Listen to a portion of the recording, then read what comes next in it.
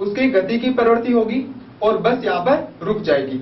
इसलिए जो यात्री उसमें बैठे होंगे वह आगे की ओर झुक जाते हैं। तो यहाँ पर इस प्रकार से कोई भी व्यक्ति।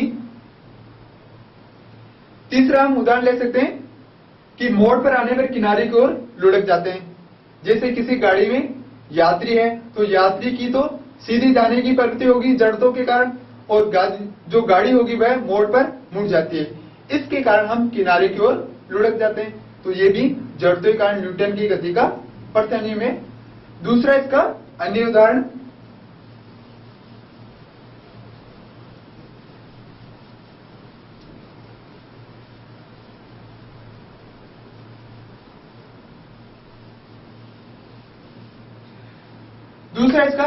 ले सकते हैं हम। जैसे किसी पेड़ है,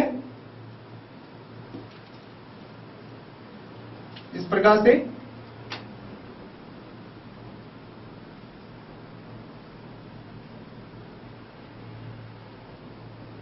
अब पेड़ को जब हम हिलाएंगे इस प्रकार से, तो हिलाने पर इसकी गति होगी। तो ये तो इसके जड़त्व के कारण गति की अवस्था में होगा, लेकिन इसके जो फल और पत्तियां होंगी वह स्थिर अवस्था में होगी। इसके कारण फल और जो पत्तियां होगी वह नीचे की तरफ गिर जाती है इस प्रकार से।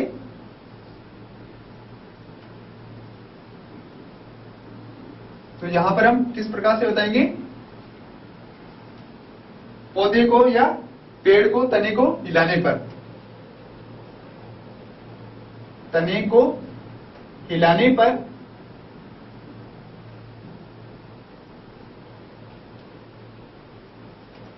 पत्ती तथा फूल का या फल का नीचे गिरना।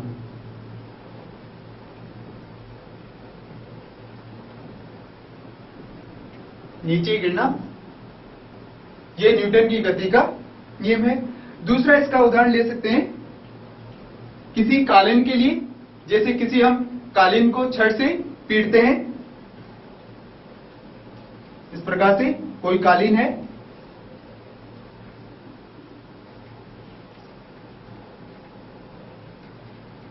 अब इस कालीन को हम छड़ से पीटेंगे तो पीटने पर छड़ के साथ में तो इसकी गति हो जाएगी, लेकिन इसके जो धूल के कण होंगे वो इससे अलग हो जाएंगे जड़त्व के कारण, क्योंकि वह स्थिर अवस्था में आने की प्रवृत्ति रखेंगे। कालीन को छड़ से पीटने पर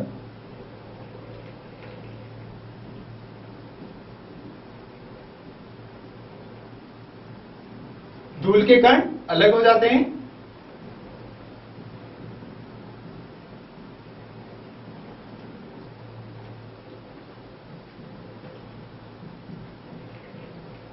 तो ये उदाहरण भी यहां पर न्यूटन की गति का प्रथम नियम है। ये यहां पर कालीन है और ये इसके धूल के कण है। तो इस प्रकार से हम न्यूटन की गति के प्रथम नियम को समझा सकते हैं।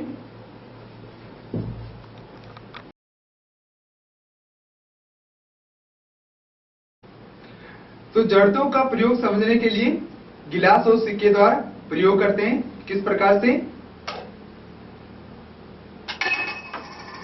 तो यहां पर हमने किस प्रकार से कि पहले सिक्का उसके ऊपर गता था, तो पहले इसकी स्थिर अवस्था में था और इसके बाद में गतिमान। तो सिक्का तो स्थिर अवस्था में रह गया और जो कार्डबोर्ड था वह अपनी गति की अवस्था में चला गया। तो इसके द्वारा हम ये बता सकते हैं कि जब तक हमने उसके ऊपर गत्ते के ऊपर बाह्य बल नहीं लगाया तब तक वह उसी अवस्था में था। अब जब हम गत्ते पर बाह्य बल लगाते हैं, बाह्य बल लगाते ही गत्ता आगे चला गया और जो सिक्का था वो इस गिलास के अंदर आ गया। तो इसके द्वारा हम ये बता सकते हैं कि कोई भी वस्तु स्थिर है तो स्थिर रहेगी और गतिमान है तो गति की अवस्था में रहेगी जब तक कि उस पर हम कोई बाह्य बल नहीं लगाए। नेक्स्ट पॉइंट है संवेग। तो संवेग को हम किस प्रकार से परिभाषित करेंगे, तो सबसे पहले ऐसे उदाहरण लेते हैं। कोई भी हम दो गेंद लेते हैं, एक टेनिस की गेंद और दूसरी तरफ हम क्रिकेट की बॉल। अब दोनों में अंतर यह है कि दोनों का द्रव्यमान अलग अलग है, एक हल्की है एक ज्यादा है। तो संवेग हमेशा उनके द्रव्यमान और उनके वेग पर निर्भर करता है। तो हल्की गेंद यहां पर टेनिस की गेंद होगी और जो भारी गेंद होगी वह क्रिकेट की गेंद होगी।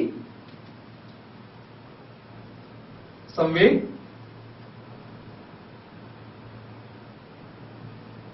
तो संवेग को हम परिभाषित करेंगे।